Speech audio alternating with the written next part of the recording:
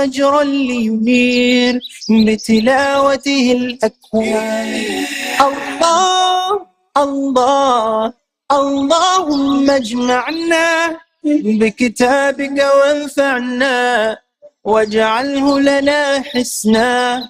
وهدى أبدا وأمان. رحمن يا رحمن ساعدني يا رحمن اشرح صدري قرآن املأ قلبي قرآن واسق حياتي قرآن واسق حياتي قرآن. رحمن يا رحمن ساعدني يا رحمن اشرح صدري قرآن املأ قلبي قرآن واسق حياتي قرآن واسق حياتي قرآن.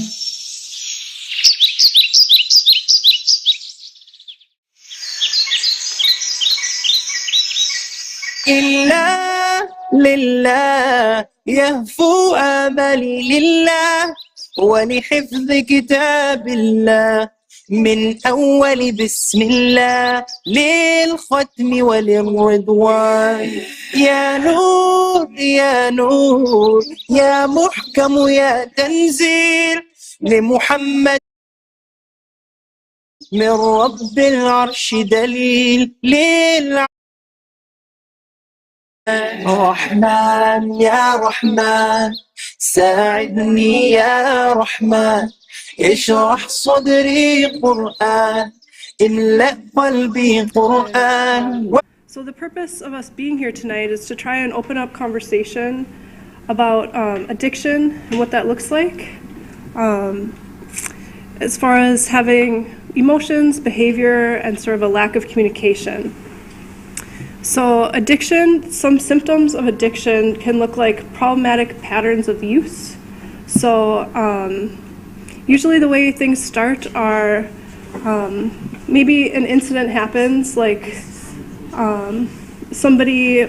goes through a traumatic event and they don't know how to deal with it. Basically with addiction, we see maybe people having traumatic events happen, and so they'll try a substance like a pill or marijuana or alcohol, and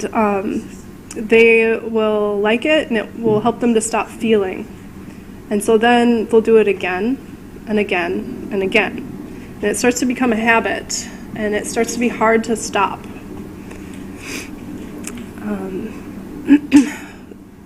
Sometimes mental health is involved. So what that means is problems with thinking patterns, behaviors, and sometimes the way the brain works. People get stuck feeling sad or anxious or nervous. People get stuck with feeling pain and they can't get rid of it, and they don't know how to get rid of it. So has anyone in this room seen any of those behaviors before, as far as like pain that just won't go away, or feeling very nervous and having a hard time not feeling nervous? Can anybody relate? Yeah. barnaamijka waxaynu uga bilaabanayaa saddex meelood oo dhibaatada dadka inta badan ka haysato. Kow waxa weeyaan dhibaatooyinka qof walba oo dareemi karo oo nafta inoo keento. Mid waxa weeyaan nacam qof doonaya inuu nacam naftoodii boqolkiiba boqol perfect inuu ka dhigo. nacam wax perfect la yidhaahdo maba jiro adduunka, laakiin dad baa ismuujiyo oo iska dhiga inay wax walba caadi u yihiin. Saddexaad waa wax qof ama dadkoo dhan isku eegaan inay hore maraan ama hore gaadhaan, oo nacam wixii iyagu dhibaatada isku og yihiin ay yihiin inay wax kale isku iloobsiiyaan. Marka gabadha waxay ku bilowday barnaamijka nacam qof walba xanuun ma dareemo. Gedigan bini'aadamnimo maanaha xanuun waan dareemnaa. Ka waa la isku wada ogyahay, waa la isku wada raaci karaa. Laba, maxaa haddaba la sameeyaa markaa xanuunka dareemtid? maxaa dadku xanuunka iskaga gooyaan ma isu loobsiyaan ma meel kale tagaan ma fikir baa nacam arrintii biniaadamka soo dhex gala ama ciil welwel iyo fikirkii ma meel kaleu ka tuura oo meeshuu ka tuurana waxa weeyaan waa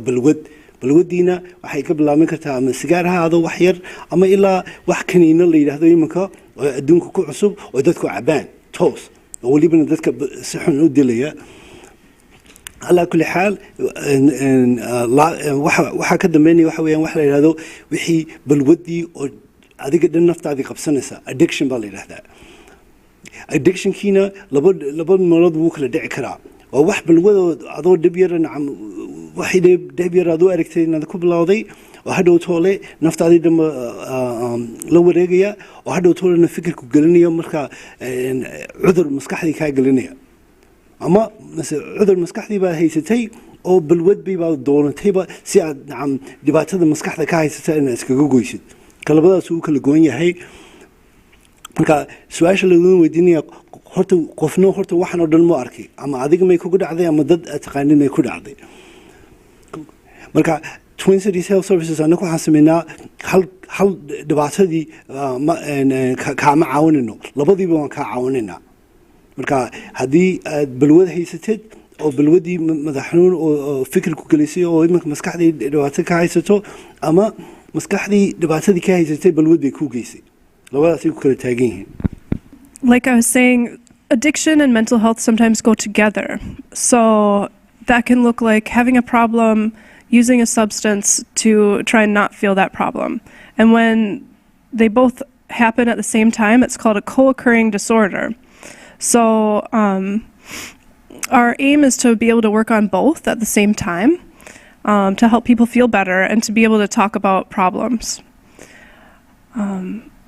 So stigma is sort of another word for having shame or guilt or just not feeling good about having a problem. And so sometimes we make other people feel bad for having problems. And so with addiction and mental health, our goal is to try and reduce that and open up conversation about it and normalizing it. And so kind of a question just out there is like, has anybody ever made you feel bad for having a problem? marka su'aasha la weydiiyay waxa weeyaan waa maxay stigma stigma weligaa adigu nacam ma dhex martay oo ma soo martay stigma waa ceeb wixii qof kugu caayi karo ama fool xumo oo lagugu ogyahay oo adigu isku ogtahay oo lagugu caayi karo waa wax ceeba marka stigma waxay noqon kartaa iminka alaa kulli xaal anigu tusaale waxaan idinku sheegi karaa haddii nacam anigu sanku i jabo oona doonayna dadka ogaadeen sankii waan xidhi karaa oo dadku sidan u arkin laakiin hadhow tole waxa u sameynaya waxa weeyaan ina laygu caayo sankii baa i jaban marka stigma nacam waa ceeb alaa kulli xaal haddii lasoo wada qaybiyo waxayna ku weydiinaysaa wax ceebo ama qof uu kugu caayi karo weligaa adigu maa soo martay haddaad soo martayna sidee baad nacam dareemtay marka su-aasha waxay inagu gaabinaysaaba nacam sidee baan wixii dadku ay ceeb u arkaan aan u tababari karnaa dadkii aan warka iyo informationka iyo tacliimta ay u baahan yihiin inaan siin karno si ayna wixii iyagu ay moodayeen mar hore inay ceeb ahayd oo dhibaato ku ahayd inayna ceeb u ahayn ka halkaasay nooga sii wadaysaa. Reducing stigma, helping people address addiction and mental health, both individually and through families and communities, is our goal at Twin Cities Health Services. So we offer treatment or therapy, talking about problems Monday through Thursday, 9 to 2:30, and we have sober housing available as well. marka waxay doo sheegaysaa un nacam company wuxuu qabto dadka wuxuu ka caawiyo waxa la yiraahdaa outpatient treatment counseling waa 4 maalmood isniinta talaadada arbacada iyo khamiista saacadahuna waa 9 aroornimo ilaa 2 barka galabnimo 3 maalmood maalinta afraadna waxay noqonaysaa 9 aroornimo ilaa 1 barka dadka waxaan ku caawinaa ilaa 4 bilood inta ugu badan hadday nacam ayna arrintoodii u hagaagin waqtiga waa loo sii dheerayn karaa. So often many people have many different barriers to receiving treatment. In this specific community, we have noticed that there are sometimes religious and cultural barriers to treatment and recovery. And so haram use can be seen as a negative thing that happens where there can be stigma and therefore a lack of communication. Overdose rates in Minnesota in 2021, there were 1,286 people that passed away due to use of various substances, which is an increase of 22% from 2021, which is an average of 3 people per day. And so our goal, again, is to work to be solution-focused, so working to address problems, be able to talk with people, break generational patterns through opening up to more care, more communication, working to heal more through acceptance and empathy. maxaa dadka kor taagan oo imika ay caawimaad inta badan aynu u tegin in caawimaadka diyaar u ahayn ilaa 3 meelmood ayaa dhibaatadaasi tahay mid waxa weeyaan dadkii oo iska dhaadhiciyey nacam qofkii hadduu nacam wax khaladaba sameeyey ilooba wixii waa xaraam marka xaraam daraaddeed ayaa qofkii nacam ceebtiiba nacam liqaysa marka wuxuu qofkii iska dhaadhicinaya nacam wixii xaraam baama sameeyey maxay ka galay inta kale oo dhanba stigmana waa waxaan ka hadalnay mar hore waa wixii ceeb ahayd marka wixii lagu caayi karo waad qarsanaysaa reerkaaga ku qarinaya adiguna waad qarsanaysaa marka labadaas meelood waa laba waaweyn oo buro oo aad u dhaadheer oo la fuuli karin oo haddii la fuulina dee sida looga soo dego aad u adag tahay marka ta saddexaad ee ugu xunna waa wixii oo nalaga hadli karinba haddaadan ka hadli karinoo dee qofkii u sheegi kartinba meeshii dhibaatadu ka haysato dee dhakhtarkaba ma tegaysid imika anigii sankii idiin sheegay hadduu jabsan yahay oon ka baqanayo inuu dadka igu caayo sankii waan qarinayayoo waxbaan wejigayga ku xidhanaya marka arrintan ku saabsan balwadana waa saasoo kale haddii aan laga hadli karinba sidee baa lagu daweyn karaa haddaad qarsanaysid dhibaatadii cudurkiiba ka soo qaad marka waxaa nimanka sanadkiina dhaafay waxaa dhacay 1286 qof ayaa ku dhimatay balwad daraaddood markaasna 22% ayay ka badnayd sanadkii kaa ka horreeyey marka nambarada marka la tiriyo waa 3 maalmood baa maalintii dhimanaysa balwad daraaddood oo dadkeenuna ka mid yihiin marka annagu shaqadeeda waxay ku saabsan tahay nacam inaan dadkii fikirkoodii inaan ka badalno inaan si fiican loo tababaro waliba tacliin loo tababaro si aan nacam kow wixii uga hadli karaan oo dhibaatadii horta toos meeshii loo soo dhigay miiska loo dul saari karo laba iyo sidii dee loo bilaababa in lagu daweeyaba We look at problematic patterns, so problematic patterns of using substances, and we try to define it. So a definition of addiction is a treatable, chronic medical disease involving complex interactions among the brain, genetics, the environment, and an individual's life experience. So there are different models of understanding addiction. One of the main ones can be spiritual. Basically, is a person like good or bad? Are they addressing their spirituality? Are they using their spirituality? Another model is trying to understand the way the body works. So the way the brain has an effect on dopamine or feeling good. And so every time a person uses, it feels really good. Like it's one of the best things their brain has ever felt. And so then they prioritize it. A psychological model of addiction is like looking at mental health. So are people using because they want to escape their thoughts or behaviors? And then a social model is maybe they've grown up around use, like khat or something like that. So we look at why people are using and we try to broaden our understanding about use by being educated about it. dhibaatooyinku nacam waxay leeyihiin parentsna waxay Soomaali lagu yiraahdo waxaan u malayn wadooyin bay kala leeyihiin marka wixii aad ku bilowday balwada laga yaabaa inay ahayd wax nacam mirqaam aad ku mirqaamaysay oo nacam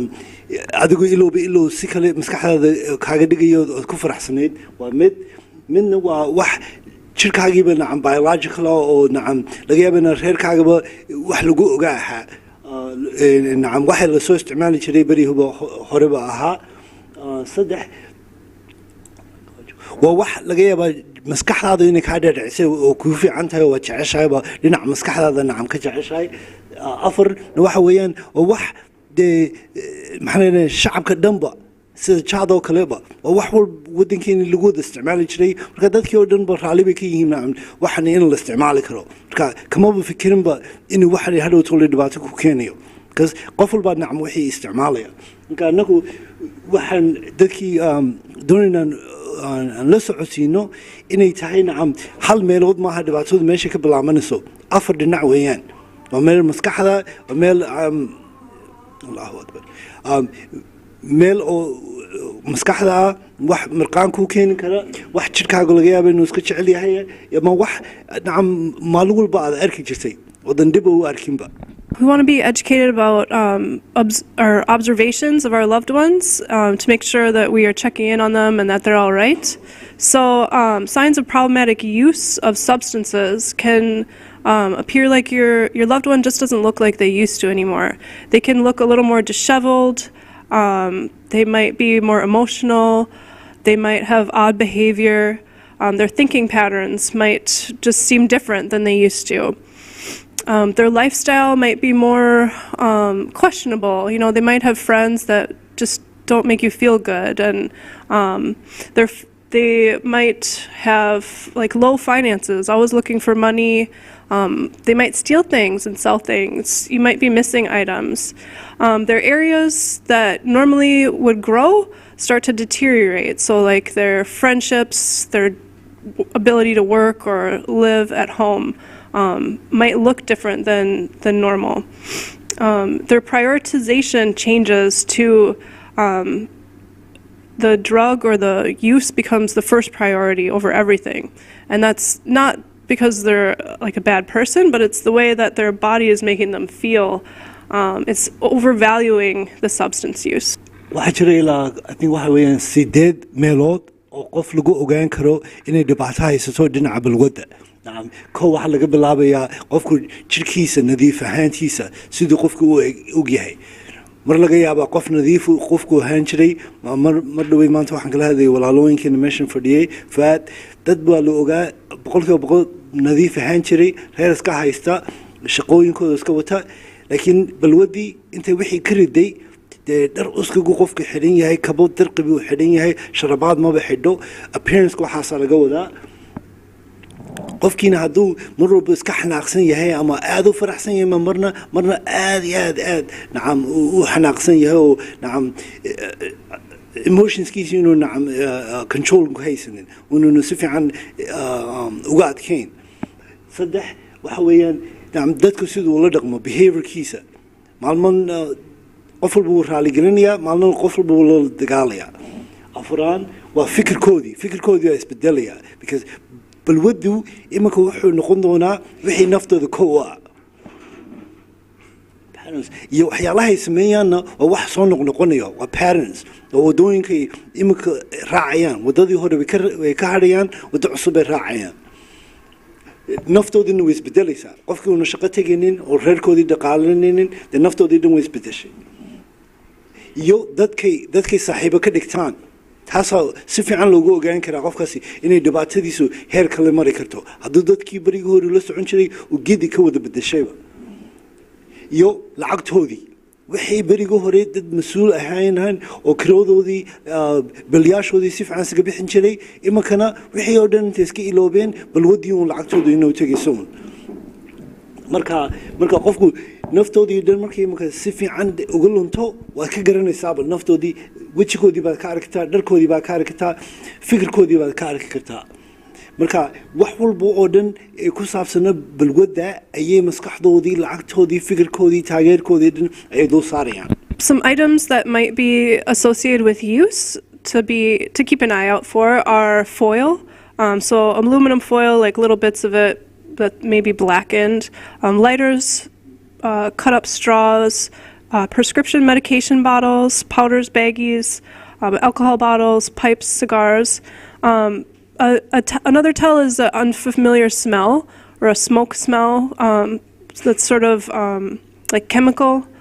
And if you ever need help identifying something, you can always take pictures and then ask questions if you're uncertain about paraphernalia. sida balwadooyinka loo kala ogaado waxay yihiin iyo nacam sida u eg yihiin sida loo isticmaalo waxa loo isticmaalo in jirka dadkooda inay gasho waxyaalahaad ku arki kartid gurigaaga ama dad kale iyagoo wata ama meelaha iska yaala waxay laga bilaabanaya waxa la yidhaahdo asmaal ma garanayo foil paper waxa lagu yidhahdo laakiin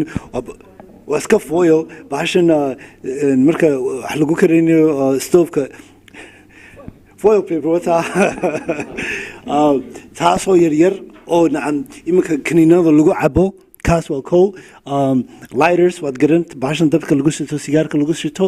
straws waa strawkan aan soorada inaan ku cabnama taasna waxbay ku nuugana sankaa la iska gelin karaa afar waa kaniinadan qof kale loo soo qoray oo la cabayaba ama inta la badadiyo sanka lagu qaadanayo afar wax powder la yidhahdo waa daqiiq wax nacam ama cadaaso ha wax buda cadaan madow brown way ku wada badan yihiin afar nooc kale bay yihiin iyo bacyo yaryar oo baagis la yidhaahdo alaabta balwadda lagu haysto iyo bottles ninka bahladan sharaabkeena aan ku cabno kuwaasna waa lagu cabaa oo iyagoo waxyaalo badan la isku dardaray ayaa balwadda saasaa loo jirkada u geli kartaa iyo pipes wax la yidhaahdo waa wax qalin u eg oo laakiin dhexdiisu ay daloosho oo bahashii lagu cabi karo iyo sigaars waad garan sigaarku wuxuu yahay waxaan oo dhan wuxuu leeyahay markii la cabo ur buu leeyahay urkiisuna waa wax oon ahayn nacam dab caadiya sigaar caadiya maaha oo wax isku wada dhex jira waxa moodid nacam inuu bac ama wax caaga inuu gubanayo oo urkiisuna wax aad weligaa urisay ma aha wuu ka duwan yahay waxyaalaha kale oo dhanba iyo haddii aad su'aalo haysatid oo adigoo isku hubaynin waxay balwo tahayba sawir baa laga qaadaa hadhow baa qof kale weydiin kartaa oo wixii kala garanaya. So some other signs to look for in your loved one is if they do have a problematic pattern of use, a lack of use may be uncomfortable. And so being without the substance may affect the mind and the body and they may react. They might be vomiting, have nausea, headaches, body aches, sweating, hot and cold, shakes. They may be irritable or depressed. They might sleep, oversleep or undersleep. And then with withdrawal, with a lack of use, alcohol, pills called benzodiazepines or Xanax, like pills, may cause seizures and death. So withdrawal of those substances can be dangerous. With opiates, it can just be uncomfortable, very uncomfortable. And help is available through withdrawal management. There are detoxification facilities, and we can be a resource in that connection, or a withdrawal management facility, or 911, or a hospital. kasoo qaad oo 3 bilood isticmaalayay waxyaalaha aad ku arki kartid ayaa iminkan ku tirin doonaa kow waxa weeyaan inay in badan hunqaac badan yihiin oo wiswis badan yihiin nausea iyo madax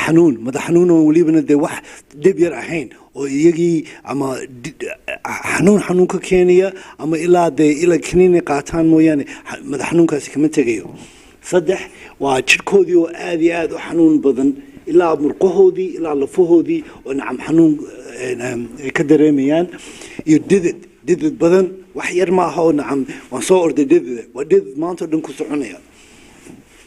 iyo shakes jirkaagii dhan baa iska gariiraya adigoo la soconin mana nacam quwad uma haysid inaad iska joojisid maanta dhan qofkii iska gariiraya iyagoo nacam dabeecadoodii blaqsan isku bedelaysa oo irritable marka haddaad codkaagii kor u qaadid ama ay ku maqli waayaan wax yar oo bilaabinaya ayaa iyaga dhibaato weyn ku ah ama hurdo la'aan ama inay hurdada aad u badsadaan marka waxyaalaha aad iyo aad ugu xun waxa weeyaan waa khamriga iyo waxa la yidhaahdo benzodiazepine waa kaniino oo waxay haddii labadaa la isku qaato seizure waad suuxi kartaa ama waa dhiman kartaaba marka opioids waxa la yidhahdo waa kaniinada iyagu markay jirkaaga qofka jirkooda ka bixiyaan waa jirkoodin baa isyar bedbedelayaa laakiin waa wax iyagu adkeysan karaan waa uncomfortable oo si caadi ma ahaanayaan laakiin wax loo adkeysan karo marka allah kulli xal intaasoo dhan haddii caawimaad uga baahan yihiin wax la yidhaahdo withdrawal management or detoxification centers baa jira ama 911 baa u telefoonin kartaa annagana waa nala soo hadli kartiin si aan idinku sheegno meesha toos qofka loo geeyo haddii caawimaad u baahan So symptoms of an overdose. So with withdrawal, in our previous slide, we talked about like an underuse. Overdose is using too much of a substance, so your body can't take it, so it's kind of like poisoning your system. So a person may be non-responsive, they may have a slowed heart rate, have difficulty breathing, their skin may turn grayish, and they may be very still. With slowed or raspy breathing, it's called a death rattle. They're sort of like a rattle to the way they breathe, and they may be close to death. They may vomit. So if you have access to something like Narcan, these packets, these are shots that reverse opiate overdose. And what it looks like is a little vial like this, and shot like this. And so can you hold that one? Thank you. So you tip the vial, you fill the shot by pulling it down, so it's like this, and then you shoot the person in the arm or in the leg, basically, and that should reverse the overdose. And sometimes if people use a lot, they need multiple of these. And so also just to talk about overdose, since it's so prevalent, one of my clients passed away. So he attended treatment for just a couple of weeks, and then he had to go to jail. And when he got out, he overdosed. So he used too much. He spent time away, so his body wasn't used to use anymore. He didn't use in jail. And then he came out and he used too much, and he passed away. And his cousin told me that his family called it a heart attack, which is not the same at all. And so I would assume that it was difficult for that client to talk about use. And so that's part of our goal, again, is to reduce stories like that. I have another client who needed a higher level of care, or like a residential facility, and she was too afraid to be able to tell her family. She maintained staying in outpatient, and she is doing okay now. But I think both of those struggles could have been reduced for those people who have concerned loved ones. waxyaalaha nimanka isha ku hayn doono oo xasuusan doono oo nacam ku saabsan inay balwadu markuu qofku iska badiyo oo naftooda ka qaadi karto waxa weeyaan haddii qofkii inuu suuxo uu non-responsive yahay qofkii ka soo qaaday marka galabtii baad ka tagto gurigaad ka soo noqotay isagoo couchka weli iska sii fadhiya ama kursigii aad kaga tagtay oona dhaqaaqi karinba oo saa doonteeda aad u riixriixdeeda ma dhaqaaqayo kugunama nacam kulama hadlayo wadnaheenu caadi siduu maalin walba u badboodo isagoo welibana dib u dhacay oo dirqi u boodboodayo oo dhaqaaqayaba iyo jirkoodii kalarkoodii isbedelay oo imanka miiskan iga horeeya kalarkoodii u ekaan kara oo grey skin tone la yidhaahdo iyo iyagoo neeftoodii sida nimanka neefsanayno caadiga ah labaadee dib hoos u dhacday ونو بس تلقي كتها إنه قفكي نفسه هي إحنا كمان مقصد لكن سيف عنه ومن نفسنا كرو قفكي يو واحد سميسا نام ومن تلفوني أما ناركان كقبردو يمك إنه تسوي إربط لقصو صاريو أو دوّد توصل وجنوجيو مركا قفك أما قرب كيسة أما عكتيسة حرة أما بريد ماشي ومر قوين أما هلو وين أي أصلا مركب لقى جارسيا because in taasoodan laga yaabo naftooda inay sii socoto marka clientku shakooyinka way sheegtay qof baa markuu balwadii iska yardaayay ilaa 3 bilood intuu xadhi ku jiray ku soo noqday oo balwadii haddana dib u bilaabay jirkiisiina diyaar uma hayn berigii hore intuu isticmaali jiray inuu dib haddana ku sii wada arrintii halkiibuu ku dhintay reerkiisina uma sheegin inuu balwad haysatay marka reerkiisii dadkii waxay u sheegeen inuu wadnuhu qofkii joogsaday wadna xanuun ku dhacay because isagii ama diyaar muu ahayn inuu dadkiisa u sheego runta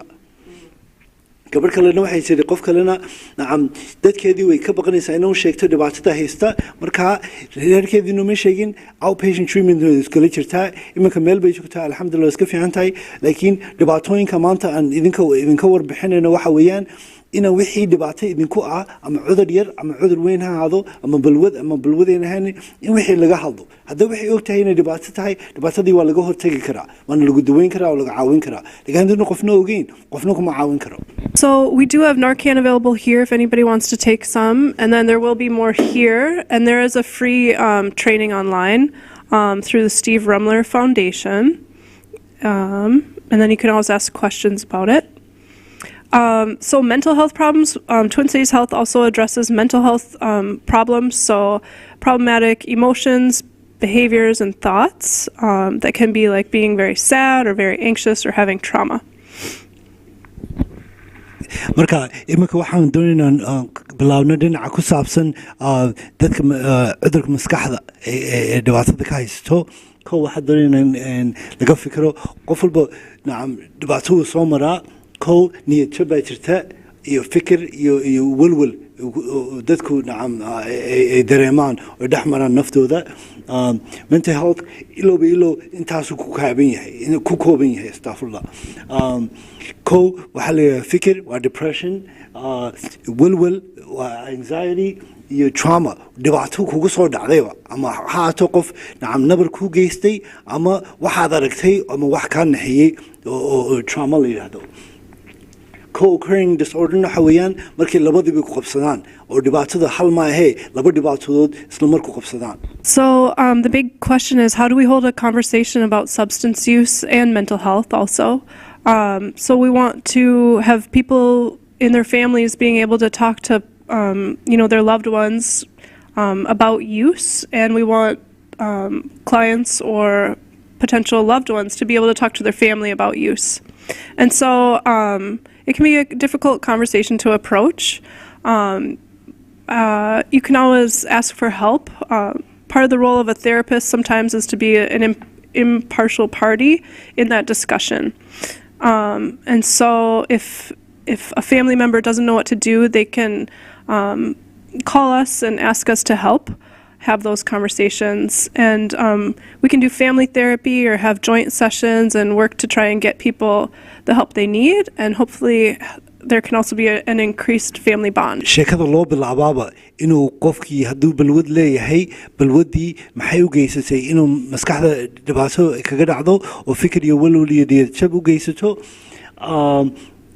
marka sheekada sidee baa loo bilaabaa ma waxaa bilaabaya reerkii ayaa la hadlaya qofkii dhibaatada haysato mise qofkii dhibaatada haysato reerkiisa la hadlaya ilow sida loo labadaba qofkii bilaabo muhiim maaha in sheekada la bilaabo ayaa muhiima ko marka sidee baa horta loo bilaababa sheekada approach sidee qofkeeba talaabada ugu horeeyay qaadanaya marka waxa ugu fiican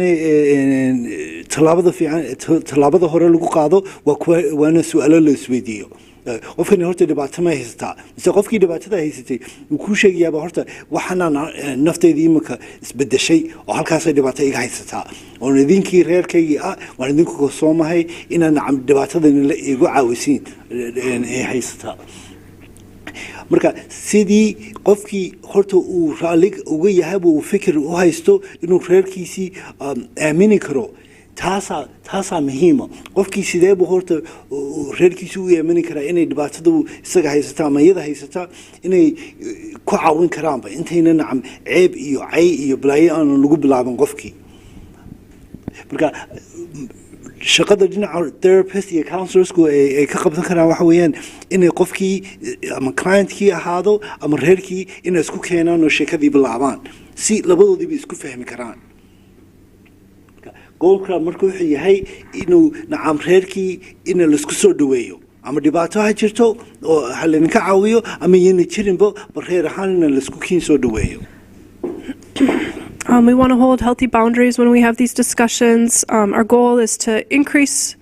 barriers to use, so making it harder for someone to use, and decrease barriers to treatment. Where to start? With a discussion, an assessment, identifying treatment options for substance use and mental health, which may be detox, it may be going to a residential facility for 30 days, or it may be something like us, outpatient with lodging, or just treatment where you can still live where you live. And then there is long-term care, like going to meetings, and having an awareness that relapse does occur. qofka hadduu dhibaato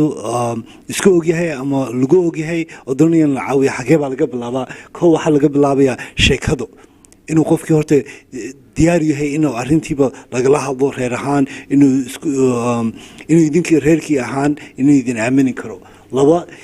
assessment waxa la yidhaahdo qofkii in su'aalo la weydiiyo in la baadhaba dhibaatada halkee bay maraysaa wax ku cusubaa 3 bilood 9 bilood sanad 3 bilood mustafla 3 sanadood 9 sanadood ama treatment options sidee baa loo daweyn karaa qofkan dhibaatada dhinacee bay ka haysataa oo dawadii iyo balwad dhaqankii sidee loo bilaaban karaa ma wixii waxa weeyaan wax nacam balwadii u keentay dhibaatadan oo wuxuu bilaabay oo balwadii dhibaatada ka keentay ama waa wax maskaxda dhibaato ka haystay oo fikir iyo niyad jab nacam mental healthkiisii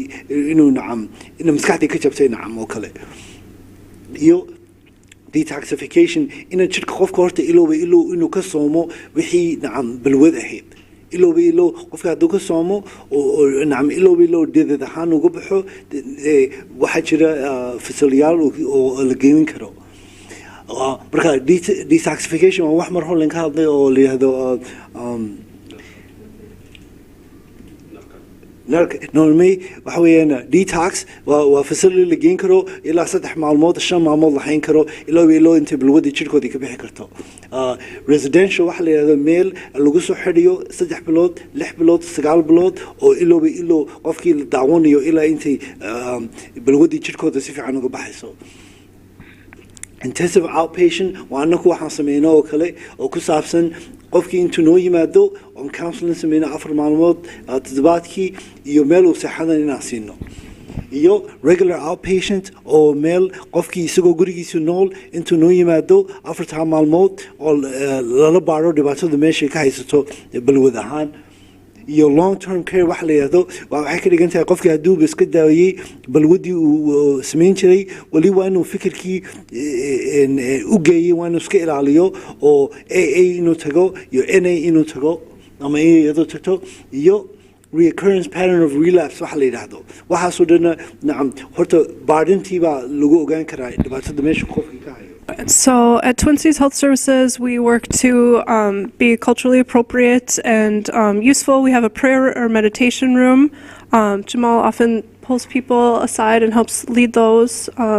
People often want to return to feeling like themselves again, and that includes prayer. And eating healthily, sleeping healthily, finding their interests again, and becoming the people that we knew them to be. So we try to help them get stable again through treatment. And then we also have an ARMS program of mental health workers that can visit them and help them create their own personal plan. So this is our phone number, and you can call us with any questions you might have, and we can help either address problems or find an appropriate resource for you. And then I just want to open to questions after that. marka balwad haday dhibaato kugu haysto koowan kugu caawin karnaa laba wixii balwada ku geeyay dhibaatadii ama fikirkii oo maskaxda ama niyadda ka jabiyana taana waan kugu caawin karnaa arms waxay ka dhigan tahay dadka waaweyn rehabilitative lagu caawinayo haday maskaxda nacam dhibaato ka haystaan ama fikirku ama niyad jabtii inay u geysatay marka telephone numberkayga waa ka iyo locationkayga waa 3255 Hennepin Avenue South assessment interviewga halkaasaan ku sameynaa iyo recommendationka waxaan marka lagu assessmentka lagu siiyo anaku ogaano waxaan ku sheegi karnaa inaad nacam u baahan tahay caawimaad dhinacda uga baahan tahay iyo other resources oo dan ogeyn ba inaan nacam. Does anybody have any questions? We can help arrange that if they don't. So the first step is just to start having a conversation. It doesn't have to lead to an assessment or treatment. That's kind of the ideal path. And then sometimes they need a little help being kind of like talked into an assessment because it can be overwhelming and scary to face a problem. And so we can have those conversations. And then an assessment is like an interview, just finding all about the client or the person. And then Jamal actually also helps arrange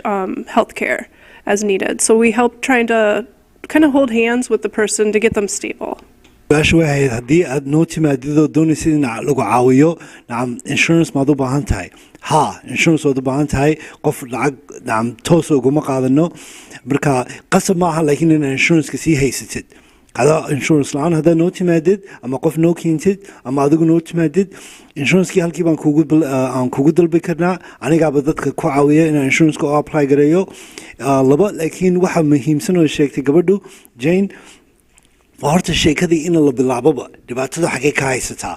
halka ugu horeysa waxa weeyaan hadalkii inaan bilaabno oo dhahno horta maskaxda dhibaato ka haysata oo jug kugu dhacday ama dhibaato aad soo martay ayaa fikirkan iyo niyad jabtan kugu kariday ama balwad baa bari hore bilowday oo imika nacam naftaadii dhan la wareegtay. I looked, and most of what I could find in Minnesota was just Minnesota based off of like overdoses. So I couldn't find much. I'm not sure why that is, but I could dig deeper too and try to come up with something better next month. Absolutely.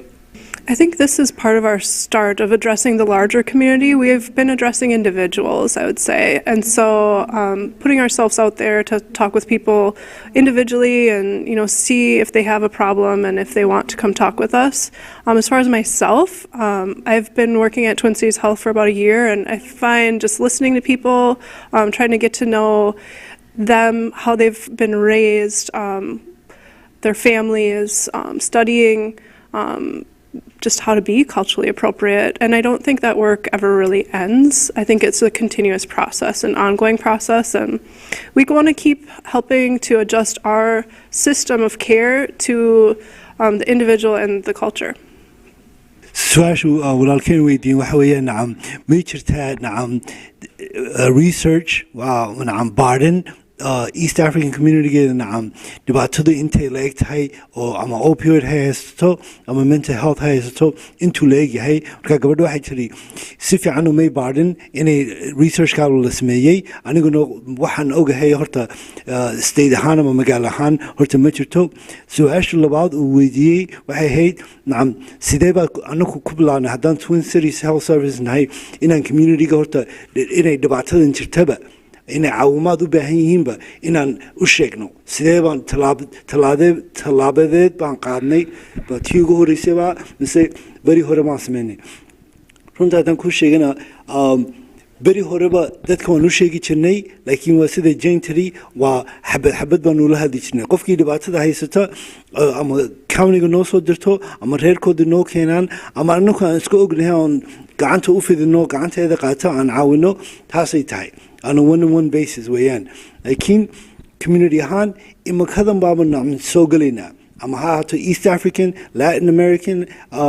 ama cadaanka laakiin qof walba dhibaatada haysato isagay gooni u tahay marka qofkii haddaan la hadalno markii baan baari karnaa sidee baan qofkaaba loo caawin karnaa qof walba way kala duwan yihiin dadkii I mean, ideally it's a one-time, but that isn't often the case. It's known to be, people are known to have relapse episodes, so the goal is to relapse quicker and be better at relapse so that they're able to get back on track quickly. marka ideally waxa la yiraahdaa nacam fikirku iyo waxa nacam anagu aan la jeclaan lahayn waxaan shaqadaba ku saabsan tahayba inay markii ugu horeysay wixii laga dhaqo qofkii inuu insha Allah ku bogsado laakiin inta badan waxay tiri experience wuxuuna tusay inuu qofkii 2 3 4 goor haddana arrintii dib ugu noqon karo laakiin markii ugu horeysa waxa fiican ma jira qofkii ka soo qaato saxal ahaan 3 bilood mise 6 bilood buu treatmentkii ka soo baxay isla markiiba hadduu dhibaatadii haddana isku arko ama iyadu isku aragto dib inay usoo noqoto caawimaadkii haddana dib ay usii wado ama usii wado laakiin ama treatmentkii inuu ku noqdo ama meeting inuu ku noqdo ama inay ku noqoto si dacam inuu u iloobin qofkii inuuna wax yar inay dhibaatadeenna wax yar ayn ahayn waa wax weyn oo nafta kow kaa siin karta. There's a lot to it. It definitely depends on the individual, and that's part of the assessment also. Is so we interview a person, we learn about their pattern of use, their physical health, their mental health, their lifestyle, and then we kind of see what's lacking and what needs more support. So we help kind of build from the bottom up in a stable foundation. So they might need like case management, like insurance or like a EBT card, just to be able to start to stabilize. From there, they might need mental health help. Sometimes talking about use is hard. They might say they're not using, but they appear using. And so having those conversations happens daily, honestly, about trying to get people to be honest and upfront about use. It does happen.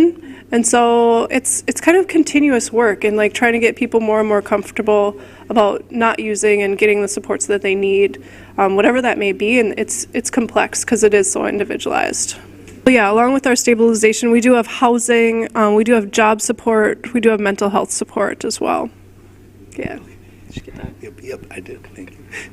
So walaalkan su-aashuuna weydiiyey waxa weeyaan nacam company ahaan maxaan sameynaa oon qofkii nacam balwadda inaan ka dhaqno mooyaane qof ka soo qaaday marka 3 bilood 4 bilood ku jiray facility oo soo baxay oo doonaya outpatientka inuu bilaabo sidee baan qofka nacam wadada toos aan ugu haynaa aan ugu caawinaa naftiisii inuu haddana dib u dhiso ma aha nacam kow qofkii balwadii baa laga dhaqay markaa dabaryaa xaalig badda ku bood may su-aasha waa su-aal aad iyo aad u fiican waxaa ingiriisigu lagu yidhahdaa accountability marka annagu waxaan sameynaa jane waxay iminka tiri waa runteed qofkii horta dhibaatada intay u leegtahay baa la qiyaasaa marka la qiyaaso kadib qiyaastiisii waxaa programkiisi waxaa loo sameynayaa wax isaga ama iyada nacam keligeed caawin karta oo muhiim u ah markaa kadib walaalkeen cawal wuxuu also yidhi iminka partnershipka Twin Cities iyo Pillsbury United Communities iminka kasoo qaaday iminka 4 bilood qofkii balwadii annaka nala joogo oo boqolkiiba 90 waxaan nidhi qofkan balwadii uu ka adkaaday iminka wuxuu doonaya naftiisii dib inuu dhiso marka Pillsbury United baan usoo dirinaa job training iyo job placement bay qofkii la caawinayaan annaguna partneryaal kalena waan haysanaa housing stabilization wax la yiraahdo nala caawin kara imakadana waan siin karnaa hadhow toolna waan siin karnaa marka qofkii kow ma aha nacam balwadii baa lagaa dhaqay ee badda ku bood may waxa weeyaan tartiib iyo aayar ayaa naftiisii iyo reerkiisii dib loogu soo xidhayaa loo dhisayaa toosna ilaa intuu dee qofka quwadiisii ilaahay dib ugu soo celiyo aan caawinayna ilaahay baa ina wada caawiye